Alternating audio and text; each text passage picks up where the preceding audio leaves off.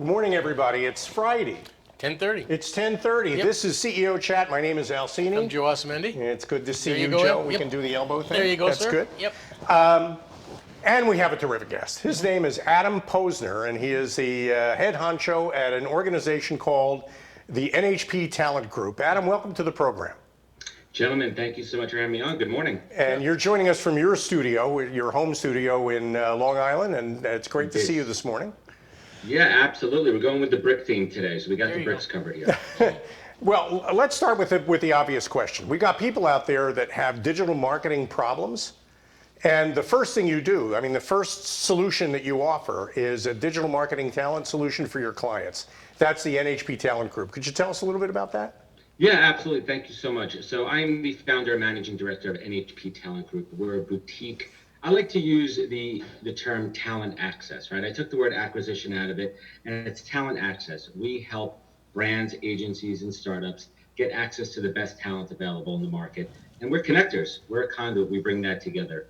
And we operate in digital marketing, media, advertising, and e-commerce. Okay, and who are your clients typically? Are they small companies, big companies? They range. My bread and butter is really working with startups, and the reason for that is a lot of startups do not have the financial means. They're not there yet in their life cycle as a startup to hire a full-time talent team. At the same time, also some of them need to scale very quickly. So we're a great resource where we can come in, come out, expand, contract, and come in as a white label solution with those clients. Okay, and what if companies don't use a service like yours? I mean, maybe you can explain digital marketing a little bit for people who may not really fully understand its importance. Absolutely. So digital marketing is really, well, we should really just drop the word digital. I mean, digital marketing, the word digital was added to marketing, I'd say 15 years ago, when we talk about more traditional marketing, right? Print, subscription-based marketing. Then we moved into the digital era, e-commerce, social media and all that. But everything right now is digital marketing, right? Everything that we do is digital marketing. So I work with agencies, right? Your traditional advertising agencies. I work with media agencies. Media agencies have digital marketing arms, whether it be paid social, paid search.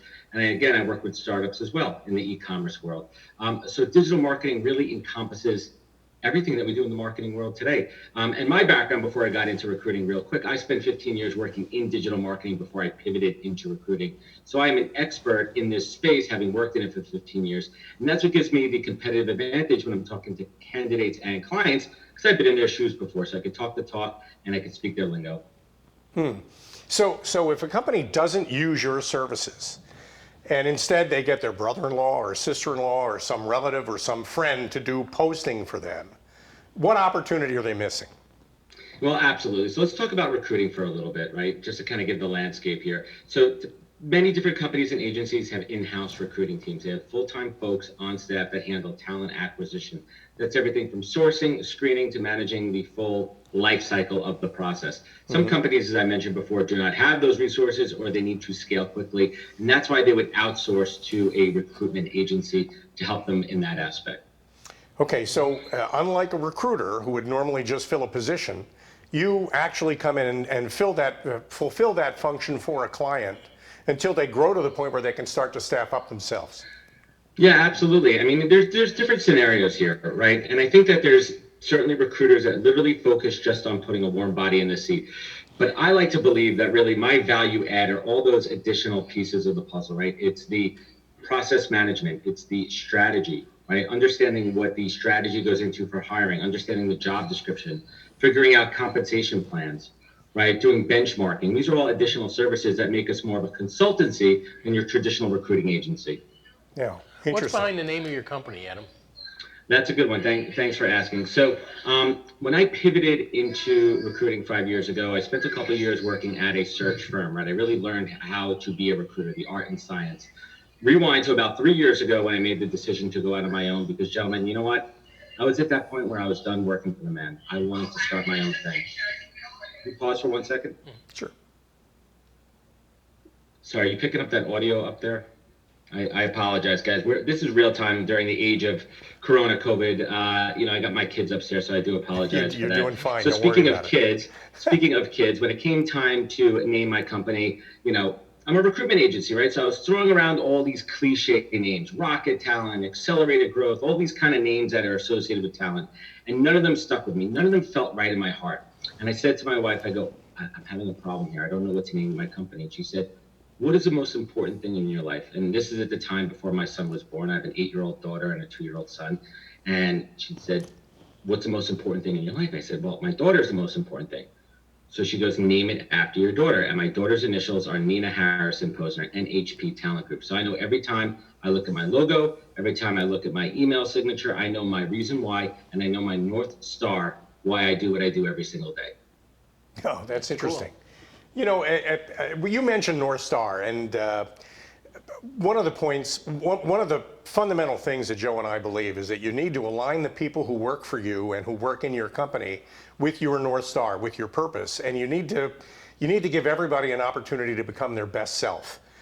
A lot of companies are about the transactions that they pursue or the products they make, and not about what really drives them. And one of the reasons why I think it's great to contact somebody like you is that you can help them find that North Star that other people really want to talk about, that get them engaged in what you do.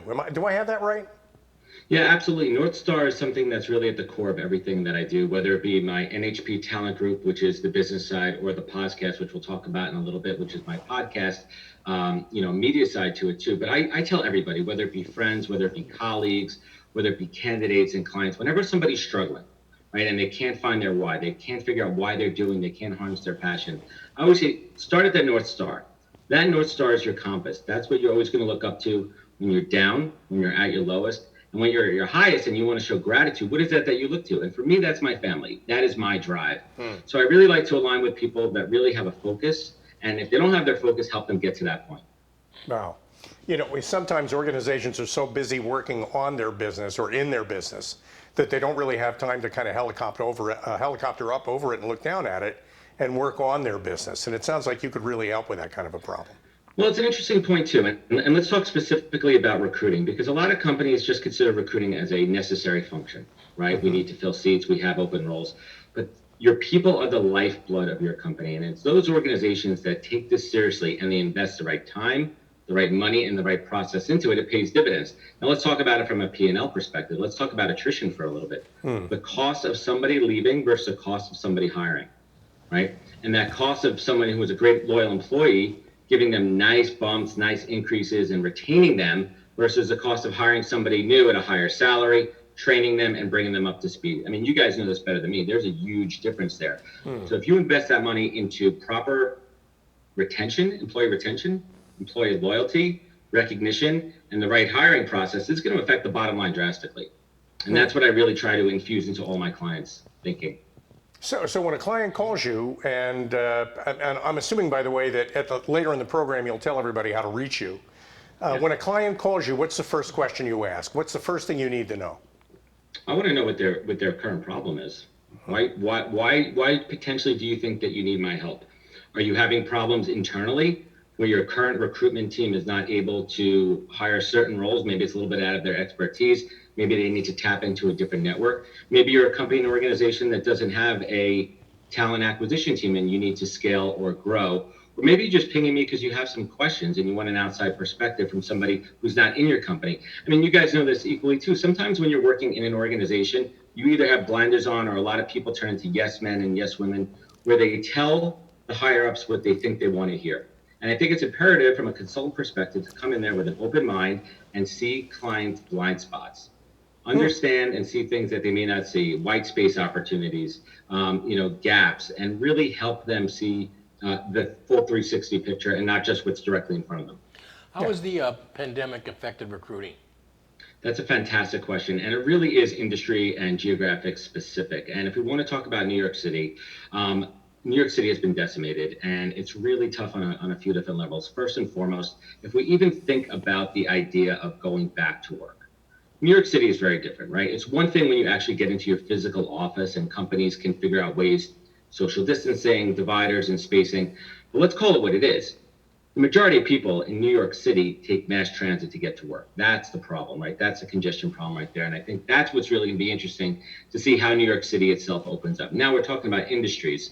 The first thing to go with any company really in times like this is marketing and advertising budgets, right? If you're a company and you need to cut costs, who's going to go? It's marketing, it's going to get cut, And then the agencies and all those people that support them are going to get cut too. And we've seen that. We've seen some pretty drastic cuts in the advertising world here in New York City. We've seen a lot of people furloughed, but we've also seen a lot of people retained. And the people retained, the people that still have their jobs, are clients in the e-commerce space, pharmaceutical space, all those things that we're using right now, CPG, fast moving consumer goods, all the things that you consume every single day, things that get shipped to your house. If you're in the advertising and marketing world and you're supporting travel, hospitality, tourism, sports, live entertainment. I mean, these are the things, unfortunately, right now that are getting cut. But I am an optimist, and I believe that we're going to get back on track. We don't know what that's going to look like, but there's great people out there, and these opportunities are going to come back. Oh, so with your help, then, I think that's such a great point. Joe, that was a great question. The COVID. That's why you have him there. That's why we have me, because he's a pretty face. The COVID pandemic really is an opportunity to change your messaging. So if you're thinking in terms of coming back the way you were before you went out, you're really missing an opportunity. And talking to you is a way to find that new kind of message space. I reinvent myself in a way. 100%. So there's. I want to pivot a little bit from that question. Well, actually, two things. Let me address your first question. I think it's a great opportunity if someone is not passionate about what they're doing in their career, and if they've unfortunately lost their job, now is the best time to pause. Right? You weren't fired. You were let go. You were let go for financial reasons, right? And I want everyone to remember the difference there. Now's an opportunity for you to focus on what you really want to do, what your passion is, and see if it's a viable opportunity. Right? It's one thing for me to say I've always wanted to be an astronaut, but there's zero chance this stage of my life I'm going to become an astronaut. So you have to have some parameters, and you have to be realistic to a certain point here. Right? But now's a great time to pivot. It's also a great time to test the waters. It's a great time to work on side hustles, side projects. If you ever thought of launching a podcast, right? If you ever thought of doing a blog, now's the absolute best time to that. Now shifting gears to the business side. A lot of folks have lost clients, they've lost opportunities. I do not say that I've lost any clients. I say that I've lost potential opportunities. It's a big difference there. And I've been preaching to everybody the word invaluable.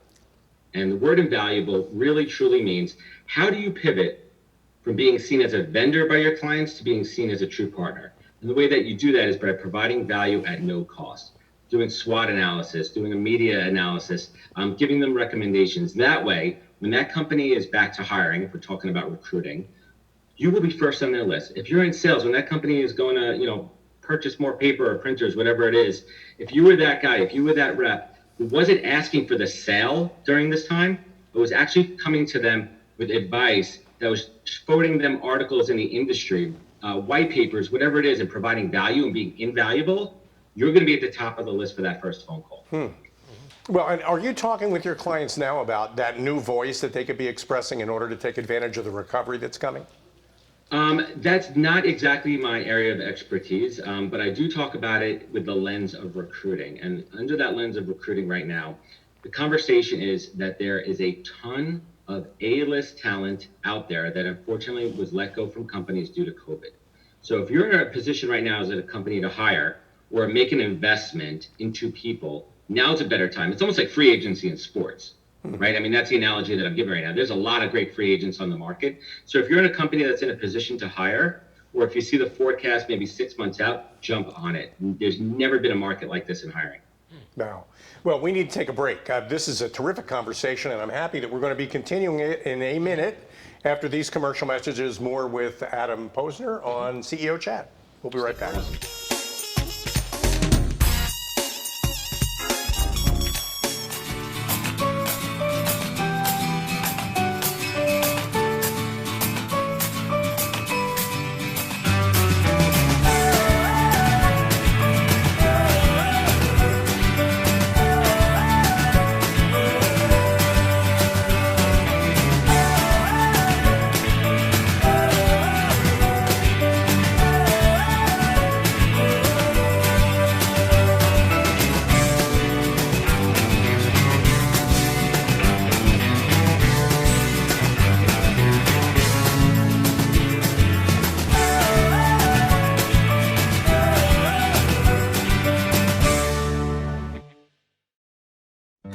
I want to be a contender. I want a warm belly to sleep on. A big house. How do I look? Do I look good? I want to play hard. My nails done.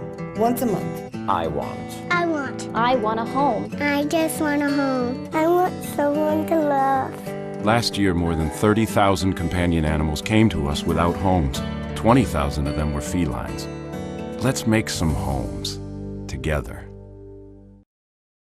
Hello everyone, I'm Mark Iorio. I'm the host of Rainmakers Roundup right here on RVN TV.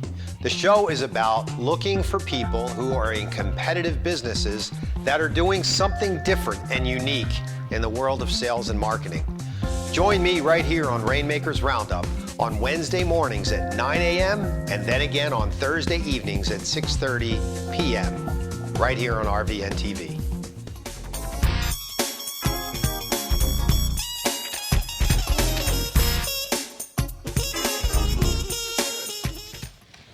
Welcome back to CEO Chat. We are back. Yes, we are. Joseph, I'm going to shake your Yeah, hand. I am too. I That's realize now I fantastic. have to cut my hand off, according to the guidelines. Take a risk. Back with more CEO Chat. This is Joe Asamendi. And that's Alcini. And we have a terrific guest on the wire, Adam Posner. He's joining us from Long Island. And Adam, during the break, we were talking a little bit about how often companies make the mistake of thinking in silos, the advertising silo and the PR silo, and tearing those silos down and creating a compelling story is something you help clients do.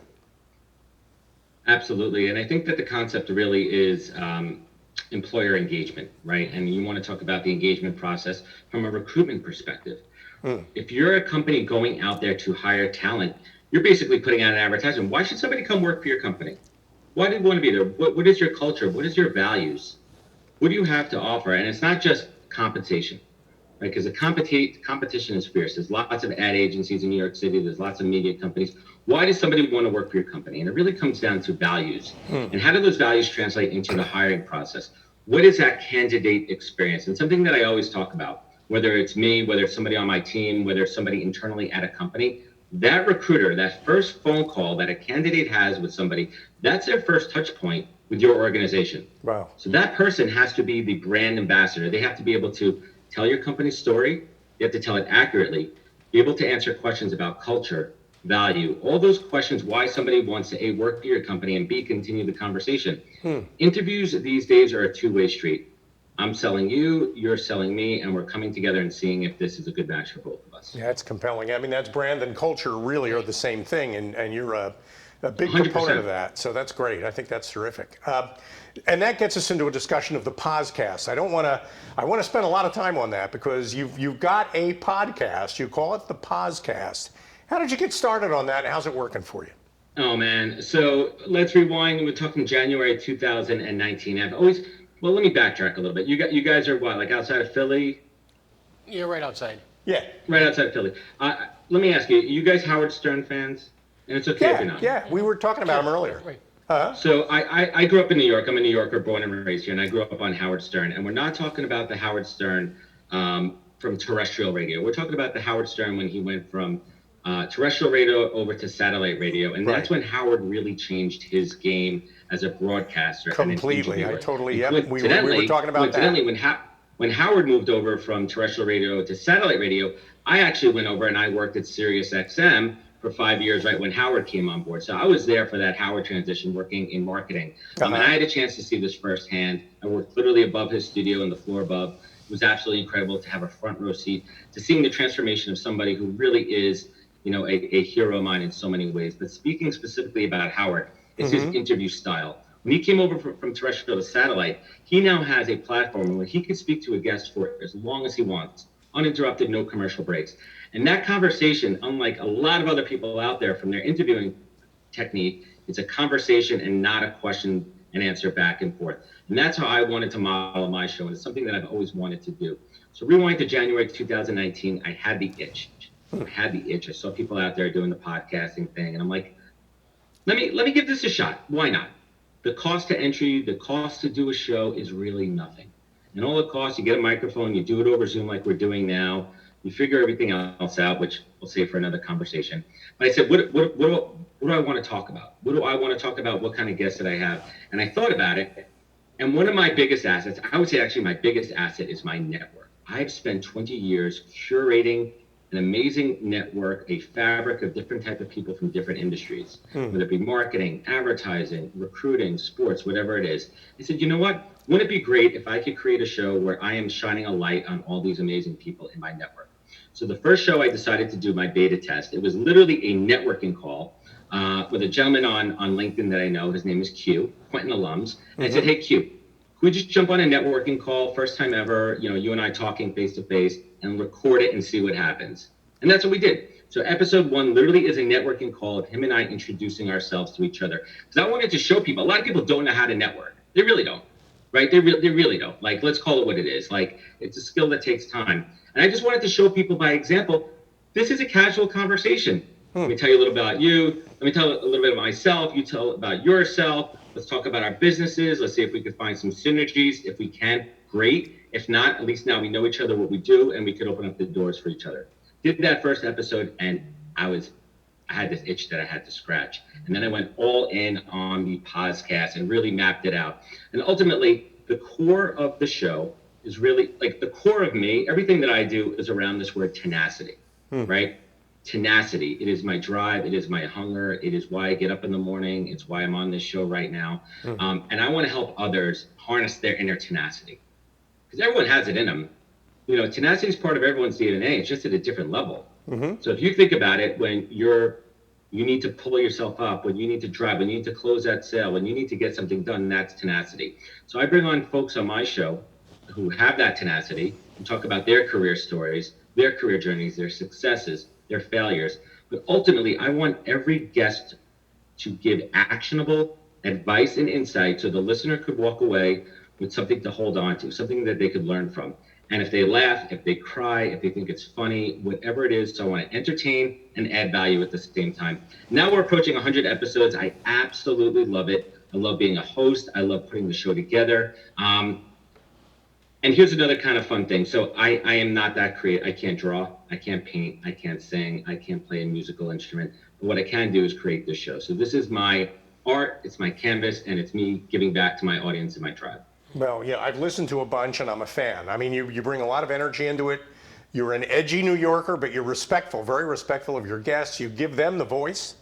And I think you do a great, how many of you, you've only started in January, I think you said. How many have you done so far? So I started and my first show was February 2019. It was early February 2019. Right. Next week, I am going to be recording my 99th episode. Wow. And my guest on my 99th episode is my biggest guest so far. It's former governor of the state of New York, David Patterson.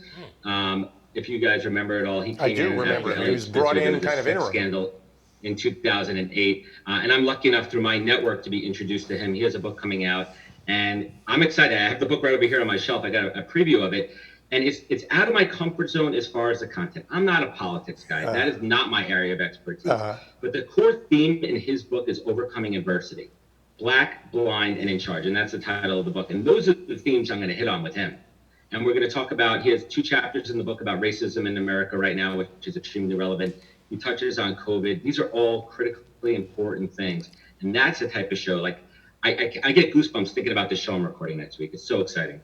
Well, and it's there's a lot more to Governor Patterson's story than just politics too. So that'll be a great interview. He civil rights. I mean, he marched with Muhammad Ali. I mean, there's so many amazing things. And I also want to dig into about his career journey itself, not so much the politics. I mean, a big chunk of this book is his journey through law school. There's a big piece in there too, talking about how, like, he was hesitant to take the bar exam, which he never took actually, because it wasn't built for those that are blind. It wasn't set up with the ADA Act. So I don't want to go off on a tangent here. I'll save that for that show. Well, how do people find the podcast? I found you on LinkedIn, but how typically do you get the word out about your program? Absolutely, I appreciate that. So you could find me on LinkedIn, Adam J. Posner. I'm all over LinkedIn. And the podcast, www.thepodcast.com. NHPtalentgroup.com is the business website as well. They're all connected. I'm bringing both brands together. Well, you're a great host, and I know you enjoy it. How is it working for you from a business point of view, having a podcast? That's a great question. And this is something I'm an absolute open book on. My podcast is my #1 business development tool. And there's 2 pieces of that. I am not a cold caller. I've never been. Every relationship, every client that I have has been a warm call. because it's built on a relationship. It's either somebody that I know in my network, it's either a warm introduction, or it's a warm lead. What the podcast does is it helps me take those warm leads. And let's just say this.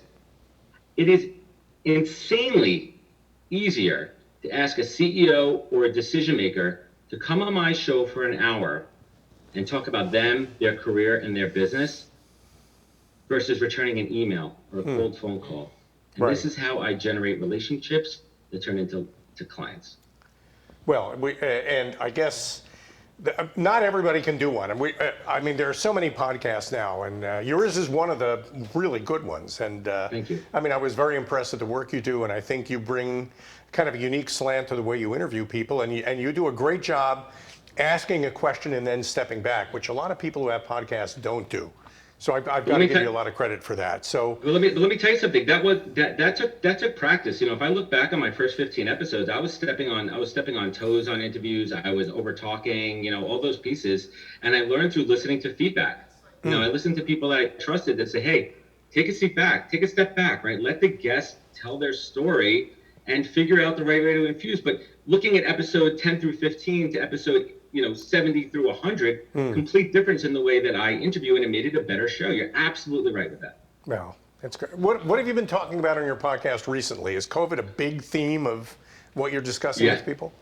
Yeah, absolutely. So, the structure of my show is interesting. So the first part of the show, we always talk about the guest's career journey. We talk about things that they've overcome. We talk about successes and failures. And then we talk about current events. I like to see if they're in a leadership position, how they're managing teams, how they're managing their emotions, right? Because ultimately, leaders are still people, right? The people that run organizations, they've got families, they got kids at home, a lot of them, right? They're dealing with the same stress. We're all in the same boat together. So how are they handling with that? And then at the end of every show over the last couple of months, I've been ending with the question about silver linings. And I ask my guests to tell me a professional silver lining and a personal silver lining, because I want to end the show on a positive note, right? I want to end the show on a high. I don't want to end the show talking about how we're all stuck here, with this invisible, enemy. That's not what I want to do. So we do talk about it. Great. So you don't want to talk about lemons, you want to talk about the lemonade. And I think that's such a great slant. We're coming up on the end of the program, and I want everybody to learn how to reach you.